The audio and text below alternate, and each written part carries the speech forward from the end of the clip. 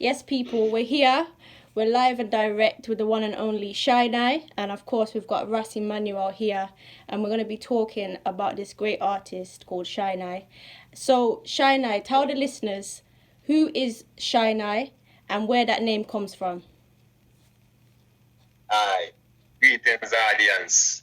This is your artist, Shynai. Blessings, you know what I'm saying?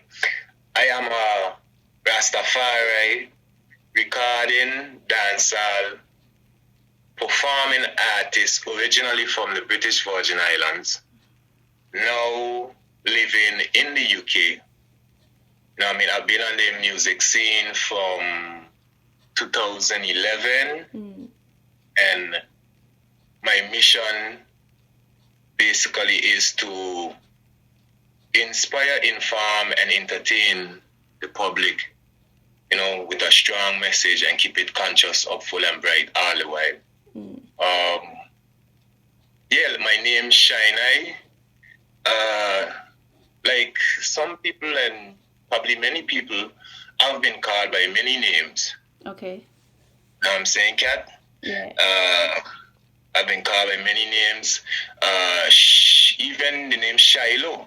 Okay. At one point before I step in, I really step strong into the music industry.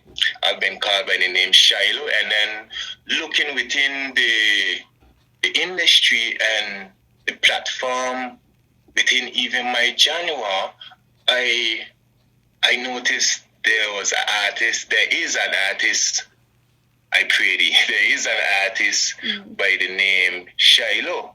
Okay. So it made me, you know, look into myself and, you know, get an awareness of what the people see me as, or how they accept me for who I am. Yeah. You know, how I present myself. You know, so the embracement of not being low, because at that time Rastafari and the energy was strong. Everything was word song power. Everything you're looking into word song power. So manifesting the name from Shiloh to Shine I, it was easy something from the public's point of view. So accepting, so there where I come with the name Shine I, and it's SHINE dash I. You know what I'm saying? For real. For real. So, you know, we're going to have to take it back a little bit. Tell the listeners how your story and your journey has begun within the music. How it all started for you. I'd say it started through the fight of reggae music in the British Virgin Islands. Within my genre, it wasn't many reggae artists especially in the British Virgin Islands. Okay. Where I'm from. You know, so, and being a Rastafarian, that is my consciousness, that is my source of strength. So it urged me to, after obtaining the skill and knowing that I can do this. You know what I'm saying?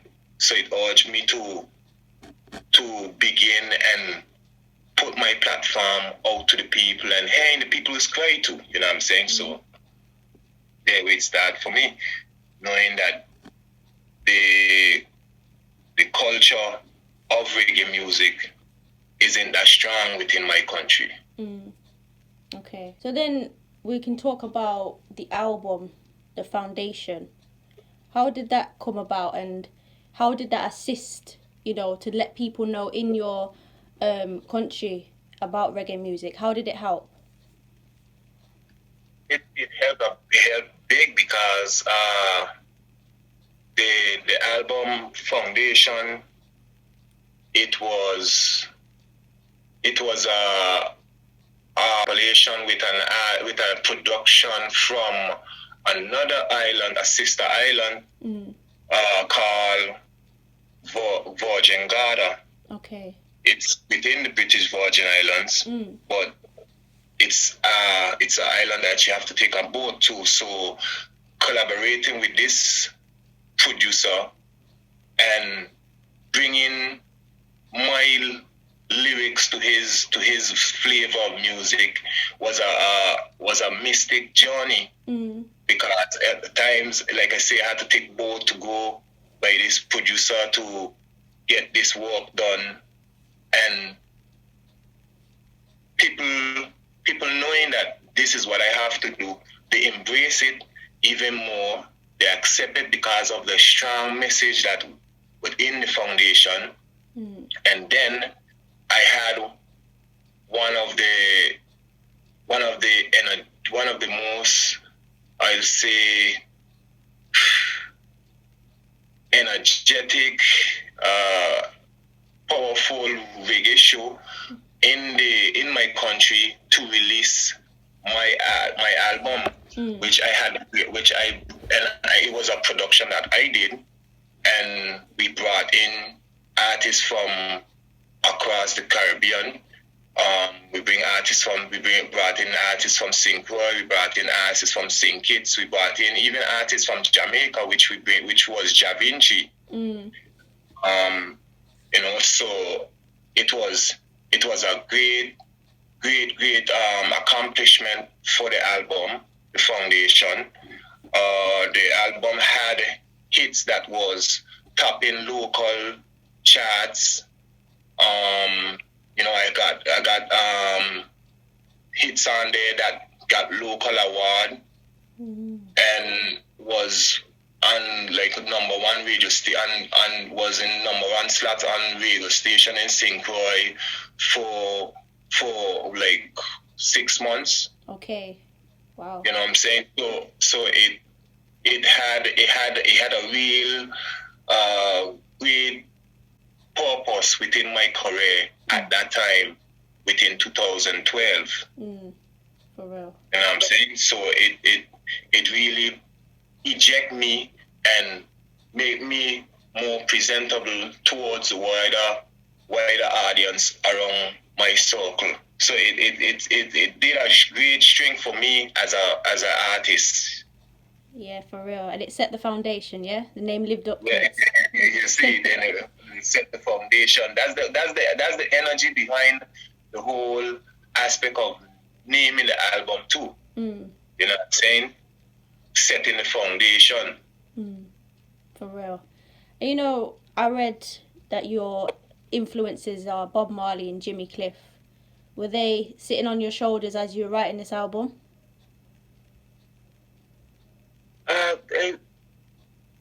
Yes, but I would say still my culture, my craft, my artistry, me who I is, and the voice of the people, what the people want to hear, what is going on currently,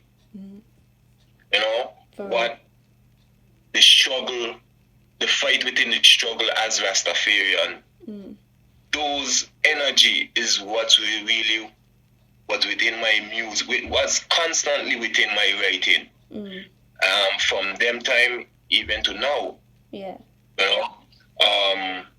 These is artists, Bob Marley, Jimmy Cliff, Bonnie Whaler, all these artists is artists from as within my age, within my upcoming. And these are artists that pave and help me to formulate me as a man, as a human being, as who I is today. They will forever be within my heavens and cause their music live on forever. Yeah. But I still have to let the people know who I am, and what I have to offer. So it always helps me to reflect on what the people need to hear. Yeah. What need to hear from me, what I have to offer, what makes me unique. Yeah. Definitely. And maybe you both can say a little something about this, but you spoke of the struggles of Rasta. What are some of those struggles? For those who are never seen or heard of any struggles of Rasta, some people don't even know what Rasta is. What is the struggles for you both? Wow. Just hit you with that one. Just hit you with Well, it. yeah, cause that's a broad. It's basically like a broad question, because when you talk about the struggles of Rasta, you talk about the struggles of creation. I mean, of basically being a human being, because the system fight against anything that is natural. And basically that is, you see the way how how people look at Rastafari is a big thing that need to be changed also, because they look at Rastafari like we are not ordinary. I mean, we are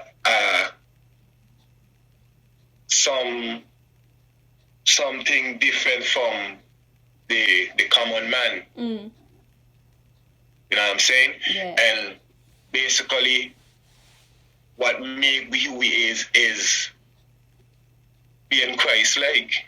You know what I'm saying? Because I see the Rastaman as the true and rightful Christian. And some people will tend to differ, but in order for you to be a Christian, you have to be Christ-like, because that's what a Christian is. Yeah. And then who is Christ? What is Christ? How does Christ look? Because he also told you that he take form of flesh and come to the earth as the lamb. You know what I mean? Yeah. So he has an image in a flesh form that the spirit take upon the realms within earth. So the fight within Rastafari has always been the way how people look at us. Okay. In that we think that we are greater than anyone, because that is never. If you watch how a Rasta man, how he's very down to earth, how cultured, stick to humanity, he be like brother's keeper. The ordinance of the 10 Commandments and that keeps you in line of spirituality. These are things that embrace we as a people. But people still would take us out of the box and look to place us within where we are basically unaccepted. But these times are changing, because people tend to take it like a style. They want to, there is more acceptable in areas because of that. But it's still, we are the fight within. We now still coming towards the acceptance of where they look at it in the fullness, not as a style or as a fashion. Yeah. And also lead us to go through tribulations where, we still have to let the fullness out, let them know what we stand for, because if you don't stand for something, you fall for anything. Keep His Majesty name current within our prayers, within our treading, within even the way how people see us. And that's basically the image of a Rasta man, same way. Keeping his image and everything current, keeping his culture current, so that the children of today could have something to look up to and be able to be proud of. For real. What about yourself, Emmanuel? Well, Challenges, I would say, historically, is I'd echo what Shine I'd say there about people understanding what a Rasta man in a community is, what a Rasta man in a city is now becoming more of a question, how we orientate around urban areas. Because we know full well when we look into Liberty, then the environment that Shine grew in is that, tropical, good, rich, enriched mineral earth, growing good, vital food, cooking, and living that natural life in accordance with the earth, with our home. But more time now with the spread of Rastafari consciousness around the globe, we find ourselves in many different environments, many different circumstances, many different nations, which is a joy, but I would say still presents a problem or a challenge, more so a challenge that we have to rise to, whether that be in the north, south, east, or west of this home. So the challenges at the moment are multiple. I over in Mexico who are publishing and making movements to reform the UN. This is a United Nations Congress of the whole planet. Rastafari are involved in encouraging change for the betterment of the planet at that level. Locally here, right in Coventry, we've got Rastafari working to keep children safe on the streets, to educate children, Then if we go right to the home of His Majesty, Ethiopia, and we look at the turmoil and the challenges that are presented to the Rastafari community in Shashamali right now, where the place has been, been through one of the biggest challenges ever, in its modern history. And so when we say challenges, all levels, Rastafari is embracing and working through challenges at all levels. From the family and the heart, to the food and sustainability, to the system, and to the challenge to make the betterment of this globe. What Rastafari can see should be the status quo, of which some forces and some opposing structures seem to be naturally withdrawing and taking away from. So when we talk about Rastafari and the challenges, we have to understand that whatever is in good and in accordance with the vision of betterment, they're the places you will always see Rastafari embracing and working towards moving through them challenges. For real. That's what I would say. Definitely. So do you think, I don't know if you guys have seen the different social media platforms that at the minute have been constant in regards to the look of Rasta and what it actually represents, how people present themselves. We've got certain artists, for example, who are maybe just doing it for the sake of the look, the appearance. And I just want to know your opinion on it. Do you think that's helping or not helping, or what's your thoughts around it? Firstly, I would say that I'm going to quote an elder Rasta Farah leader right out there, Prof I. And Prof I did already say and speak these words and utterances that all the chosen people have already been chosen. And those who embrace Rastafari and live Rastafari know what Rastafari is, and we don't have to prove, encourage, try and promote to anybody, because we know what it is, and we know what the works is, we know what mission is. And it's not about a promotion of a look, it's not about a promotion of a popularized icon sense for Rastafari. It's about messages, it's about communication, and it's about betterment. So any person in our visual world of digital communication who presents in the image of Rasta to the Rastafari community, we will very quickly decode who is who and who is true. Others who surround that, maybe in a secondary circle, I would say have been influenced. They are like the echo of Rasta. And if betterment lives there, then that is equally positive. Yeah. For real. Individuals then who may reference Rasta but are actually promoting negative lifestyles from way back in the rise of Rasta in Jamaica, and when we arrived here in the UK, they're very quickly seen as that plastic dread, the wolf in sheep's clothing, you know, and in some senses may do damage to the reputation. But we as Rasta know that the true eyes of the community cannot be crumbled by these false representations. I think the most dangerous thing for us to be aware of is if these high-powered industries and corporations are pushing negative versions of Rasta. That's maybe results back to your previous question. That is a challenge that we must be aware of and try and overcome. I'm proud to say, as a growing Rastaman in the UK, I don't have to look very far at all before I see my true Rasta community and those who are out for betterment. And I think Shy and I being here today proves as well, through the passage of time, through the passage of location, foundations can be set, messages can be brought forward and communicated through music right on the other side of the globe, in the British Virgin Islands, and yet come locally to Coventry and openly be accepted as a respectable eye, and works continue. And as he mentioned earlier, the fire just started quick. So that's where I think we see the bona fide works are never in question. You know, the other versions there are not to be afraid of. They're just to be maybe challenged and adjusted where we can. Yes, do you want to add to that, Shaddai?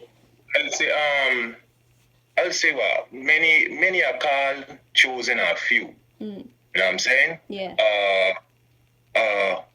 There is times now where and even areas where Rastafari, the image, it may not be the fullness of Rastafari. Some man we say dreadlocks or whatever, carrying that continence of, you know, the woolly hair aspect, you know, Rastafari look.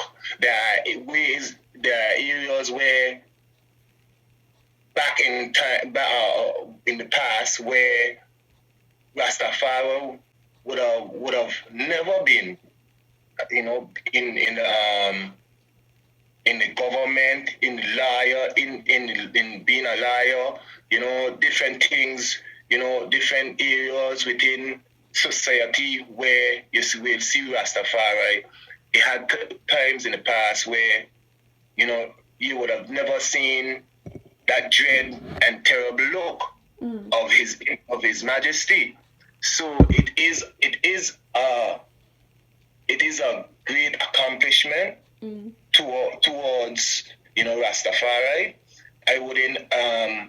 It is not my place I would say it was not my place to judge a one, because, you know, the Almighty He is the one that, you know, carry on the judgment stick. Yeah.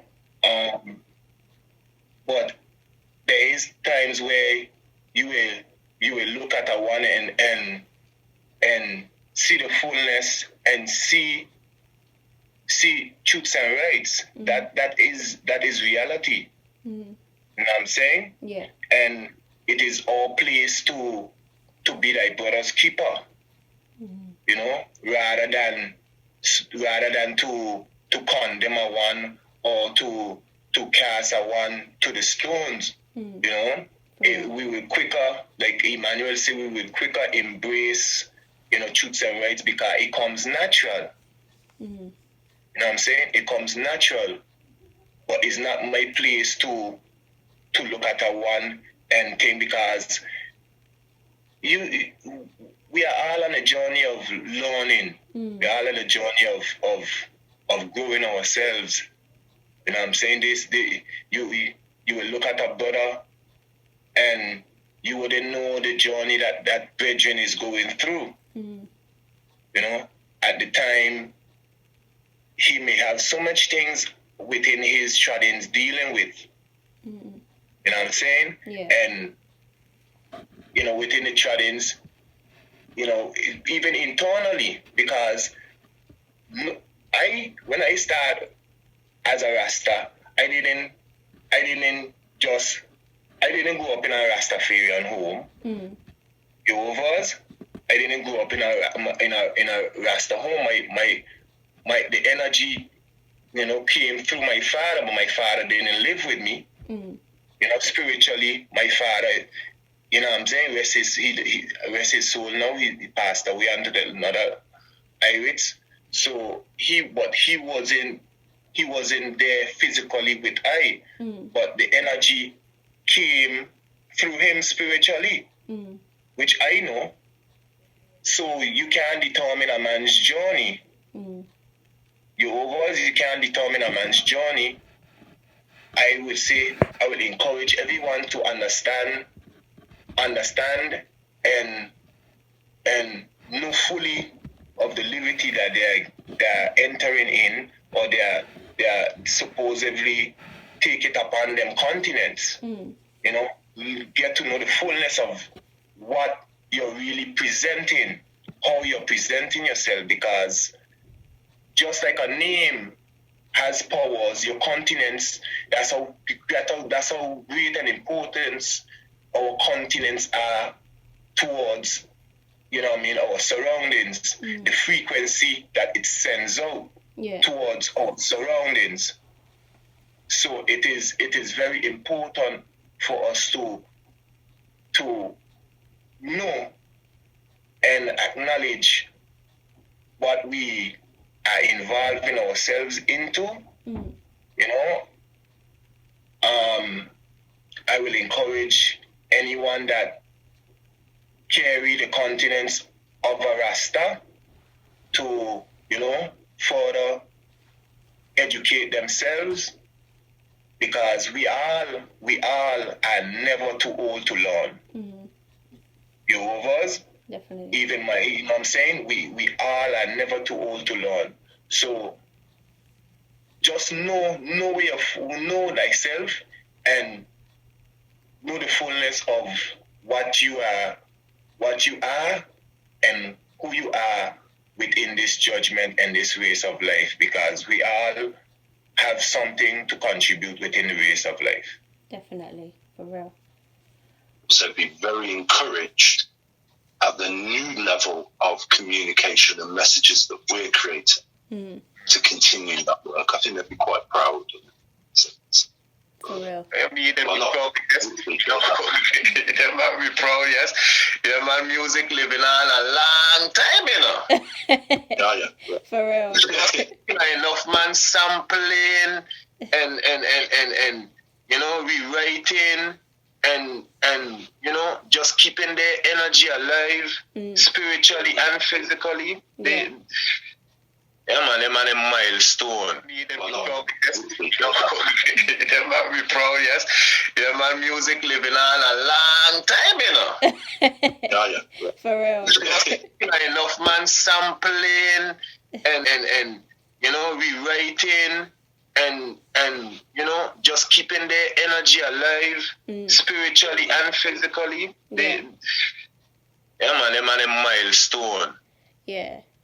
So, speaking of that, this is a question I ask quite a few different artists, but I would love to know both of your opinions on it, really.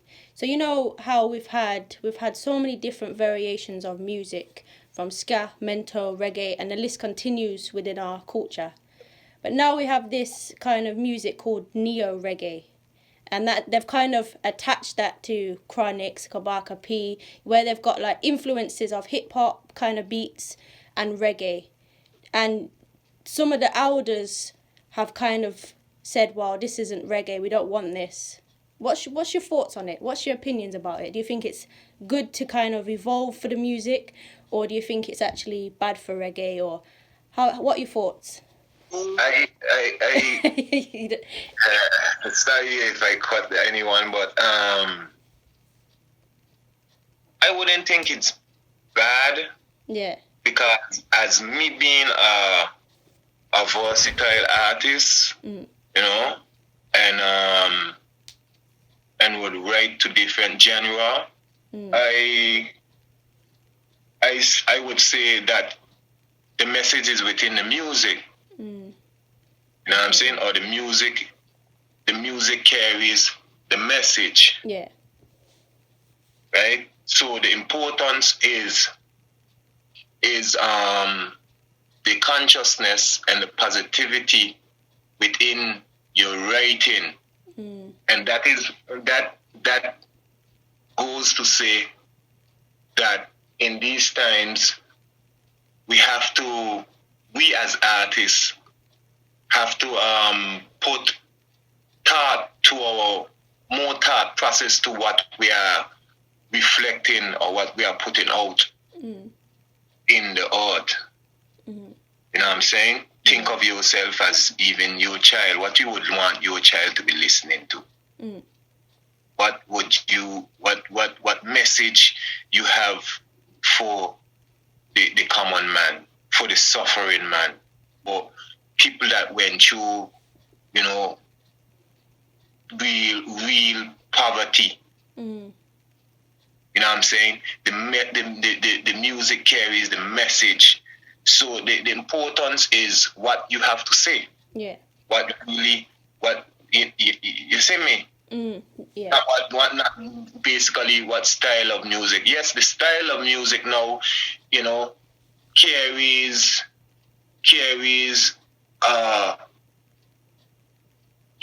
now the energy that artists have to offer within the different platform. But now it leads upon that artist to now know the type of message he want to carry within that platform. You know what I'm saying? Yeah. Because like I say, me as a versatile artist, I mean, I will, you know, tap into other different genre, but is your message. You know what I mean? And that is a strength that we all have to put acknowledgement onto. We all have to put that into thought. And that's why my latest single that I released, I mean, we could get into that later on, but let me hear what Emmanuel has sing as. Yeah. Well, I would say then, so you're talking about neo-reggae, which might be, you're mentioning nearer to hip-hop, okay? Or influences of hip-hop, okay? So if we go back, let's go back in time, okay? Reggae only exists because of the crossover between American soul and the original mento rhythm and drum patterns that were remembered and practiced throughout communities, and the fusing of those two. And then the vocal message was put on top, whether that be to sing and dance, celebrate, fight for rights and freedom and truth, to celebrate in the community. So the vocalist now is one element, and the musical style is another element. So now let's look at the next piece. So that's reggae. So we look at the next piece, hip-hop. Hip-hop and rap, in many academic writings and reasonings, people will say one of the first MCs in hip-hop was people like you, Ira. The first MCs who picked up and toasted. Okay? So if we're talking about a neo-reggae and the mix between those two things, then we start to learn that actually it's a branch that's coming from the same tree. Much the same as within the productions of I&I, we will represent artists who would be termed traditionally reggae, but in platforms that are maybe more urban, more dance, more jungle. You know, again, still branches of that same tree. And if we can learn to appreciate that the beginning is the word, the sound, and the power, and another one of the most original reference points is the drum, which traveled with people around the world, then we understand that music and message is one and the same. You know, a good friend of mine who's a DJ, and they say, "Oh, what kind of music do you play?" And he just turns and just says, "Good." I play good music. I give out good message. You know, we have to simplify it a bit, and we can talk about categories and is this right and is that platform right? As Shine says, if the message is coming forward from the artist from heart and with good willing and for betterment, then I applaud that I all the way, you know. For real. Well, you know what? These questions have to be asked, as you know, just because lots of different questions, lots of different perspectives. And, you know, I suppose as well, it would be interesting if an elder as well was on the call and to see their views. I don't know if you speak to your elders and understand their opinions and thoughts and so on. It would be interesting. So, of course, if there's any listeners who want to, you know, get in touch with us, that would be really good just to hear another opinion as well. Yes, sir. Yes, sir. Because, I mean, Kat, you have some people that just would not listen to other music. You got some people that just listen to rap. You got some people that just listen to reggae. You got some people that just listen to music or pop. Yeah. Or, you know, people. That's what make you who you are. People, you can't please everyone. Some people just have their favor and what they're into. Yeah. So it is a great thing to see an artist, a Rasta artist, or even a conscious artist would sing something on a pop, on a pop beat, instrumental, and carry that message, fuse that message across into that. Yeah. You understand? Yeah. Into that avenue and draw the consciousness of the listeners within that genre. Oh, you understand? Yeah. So it's a great thing. You can't just watch it one way. For real. Definitely. And you know what? That rings true as well, because when I was speaking to Maxi Priest, and he was saying that it also opens another audience up. So if you're like pop, for example, you might go to that for the rhythm, but you've got a conscious vibe from a reggae Rasta person. You know what I mean? So it kind of bridges everything together. So yeah, I definitely resonate with that. You know, we need to talk about your project, Bridging the Gap. Tell us all about that. I think that leads on great with that question. Fully. Bridging the Gap. I see that there because you see reggae music in the Caribbean is a cultural thing. Okay. You know what I mean? Yeah. The choice of music within the Caribbean, I'll say even within the British Virgin Islands and the VI, so to speak, is soca. You know what I mean? Calypso. Yeah. Calypso music, soca music, and having a Christian, you know, a church going type of society. Yeah. You know what I'm saying? It makes me as a conscious, you know, Rasta artist, makes you get more radical with your lyrics. You know, makes you get more creative within your writing. You know what I mean? One of the greatest struggle within, you know, my country and area is promotion and because we are small people is the population, so you know it's a small audience in my country. Now we have the wider Virgin Islands, right? So, you know, being an artist within the Virgin Islands, I've seen the struggle where promoters at times used to look over us. Okay. And basically underpay us, don't give us the encouragement and the acknowledgement that we deserve. You know?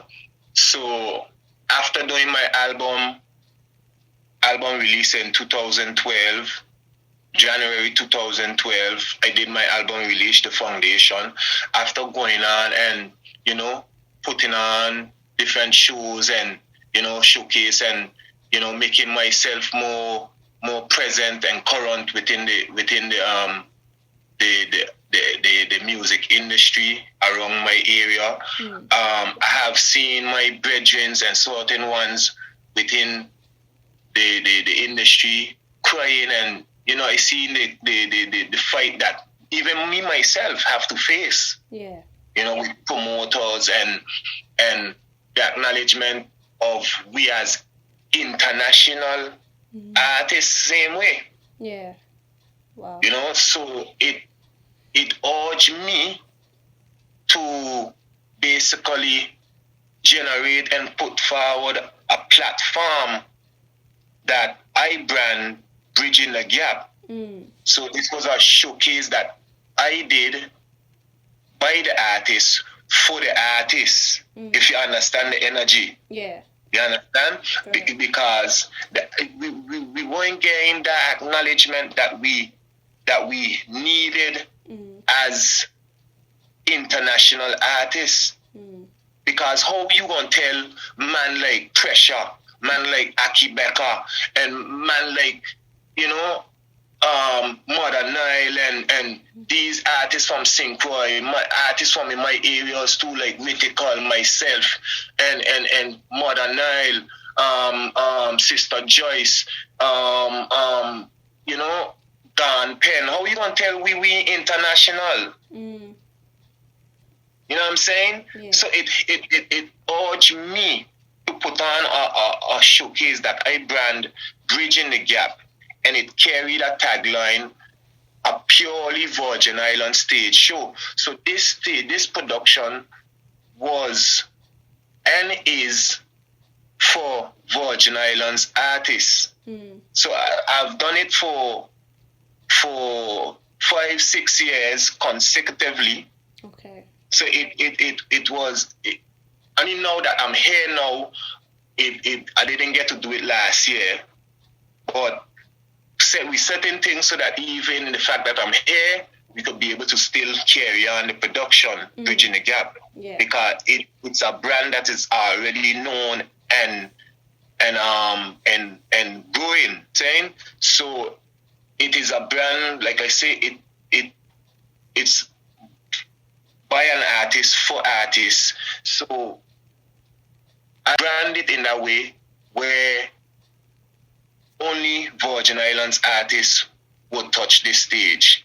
Right? Yeah. In the respect of we as Virgin Islands artists. So I would have artists from other areas reach out to me and stuff, and it wasn't no disrespect or nothing. I don't know who's listening or who's there. It wasn't no levels of disrespect, but it was really a stage show brand for Virgin Islands artists. So it like I say, it was a broken link within the Virgin Islands and the British Virgin Islands also.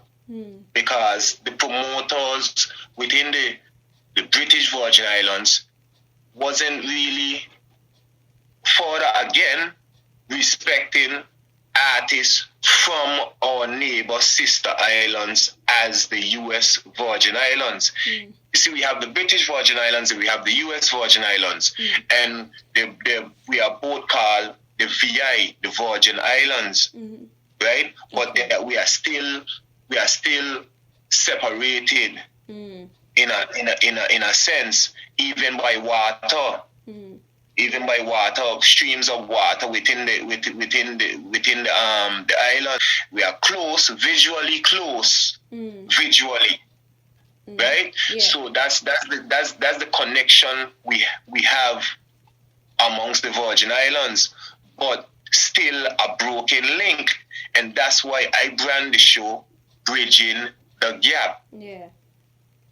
You understand? Because of the broken link between the music, the promoters, we as international artists, the audience, and our craft. Is our energy, For real. Did it help? Big time. Yeah, I did it for like 5, 6 years. I did it for, and I mean, every year was different. Yeah. Because I invite different artists, so to speak, and I came up with different creativity. Yeah. Even I had one point where I had my sons grace the stage with me.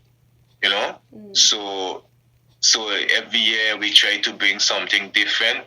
The last year we did it, it was a huge impact.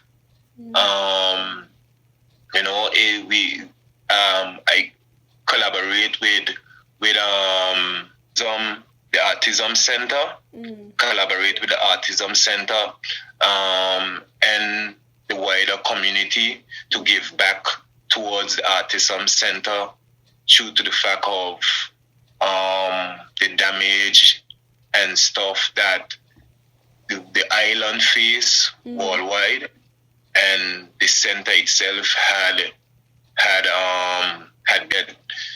total damage totally.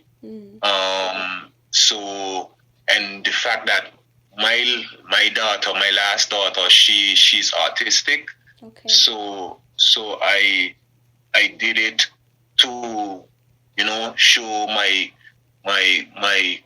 compassion and my connection towards the wider community, and it was personal for me too, to do it that way and contribute all the earnings and the funds and thing towards the Autism Center. Respect for that, man. I appreciate. It's nice.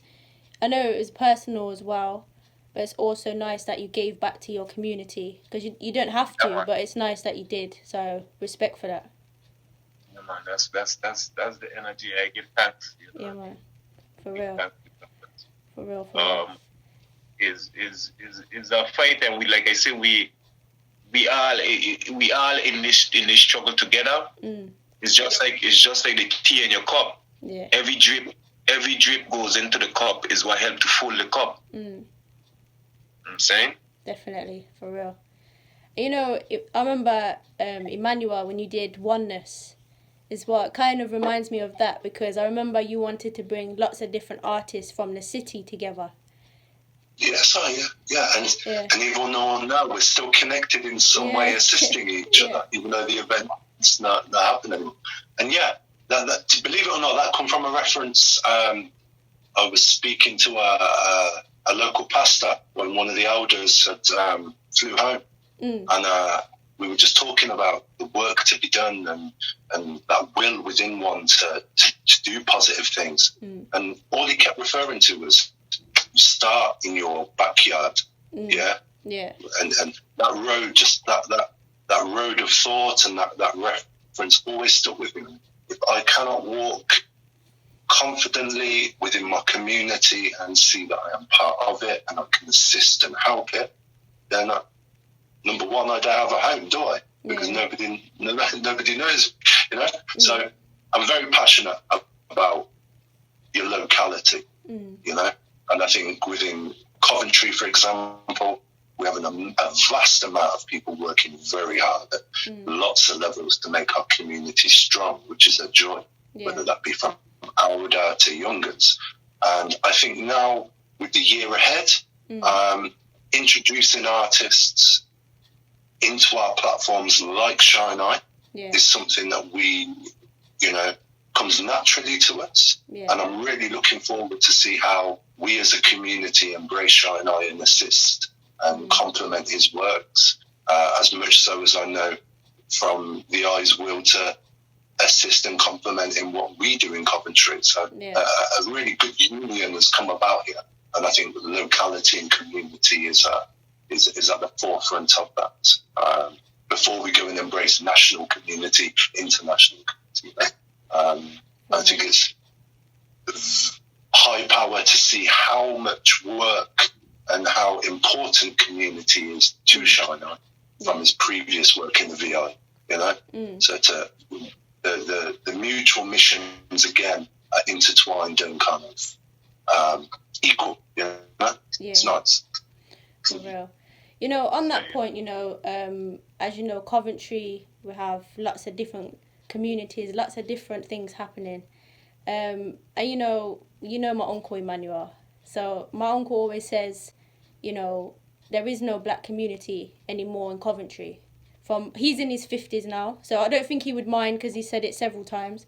So he's in his 50s now, and he's, you know, obviously grown up with his mom and his dad being in how they grow up, very strong community, black people looking out for black people. And of course, things change through times. So I just want to know, one, from yourself, Emmanuel, what you feel about that, being in Coventry for a period of time. And then Shaina, yourself, you know, you've been here for a year, and kind of what your thoughts are. I know you don't know lots and lots of people in the sense of the black community, but it'd be nice to know differs of opinion. What do you guys think? Okay, so I would say in Coventry, I was very fortunate to grow up at a time where the West Indian Centre was already founded, operational, and there were a wealth of strong Caribbean professionals working in different sectors within Coventry. As I embarked on my education, I managed to obtain advice, guidance, reasoning, reassurance, and managed to work my way to the point where I could become a teacher within Coventry, which was a really proud moment for myself and my family to know that I was of Caribbean origin and was able to be a teacher within the colleges here in Coventry. Yeah. So unless our community, due to the strength of our community, that enriched my life. Yeah. And what I've seen happen alongside that is our community has grew and diversified. Number one, we have a larger presence of people like myself and yourself who are of Caribbean origin or of African origin, but are also part of the native British, English, whites, European line of history as well. Yeah. And that comes with its own level of learning, reasoning and understanding as well. So open to all, and we've seen a large increase in young, new generations like us. So that's opened up a new part of our community. We've also seen a wealth of newly arrived people from African countries. So you name the African country, we've probably got them living local here in Coventry. Yeah. So when we talk about people of African origin, Coventry's really got the whole cross-section within our community, within whatever it is, a 12 to 14 mile radius. We have the whole, all the reference points of origin right here. And I think Shainai, again, is an example, somebody from the BVI actually coming into Coventry and joining that community, from that kind of Caribbean island. So that's great. We also see that places like the Caribbean Coventry Caribbean Association, actually starting now to draw back in the organisation and centralisation post a generational handover, and people, the directors there headed by people like Colin Ball and Colin Brown, and those, the big people in the Coventry, they're working effortlessly now to provide some real community strength, which I think is great. And I could take off on one day on a trot and walk through Coventry and walk past,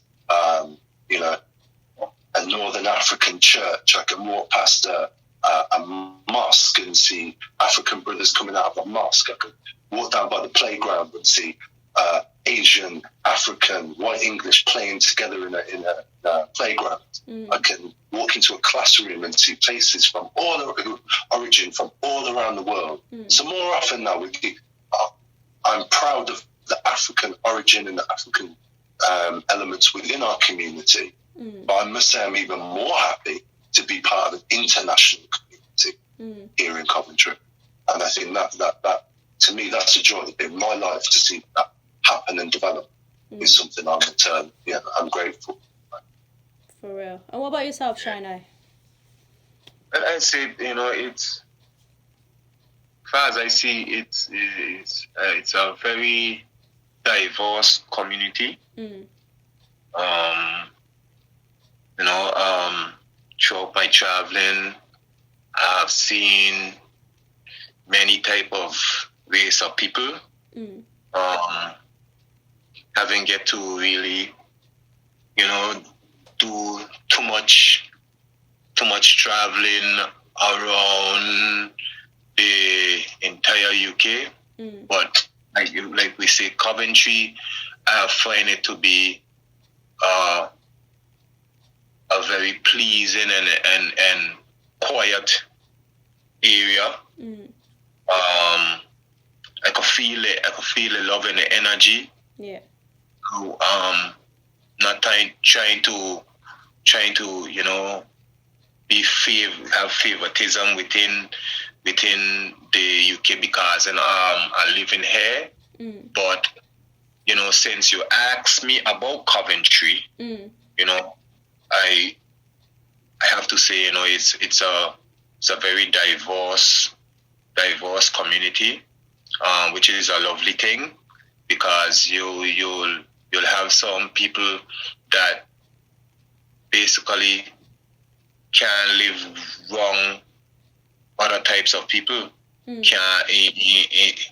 Would never accept a different culture. You know what I'm saying? You could go into the stores. They have the areas where it's a wall food, where they even accept people with diverse culture.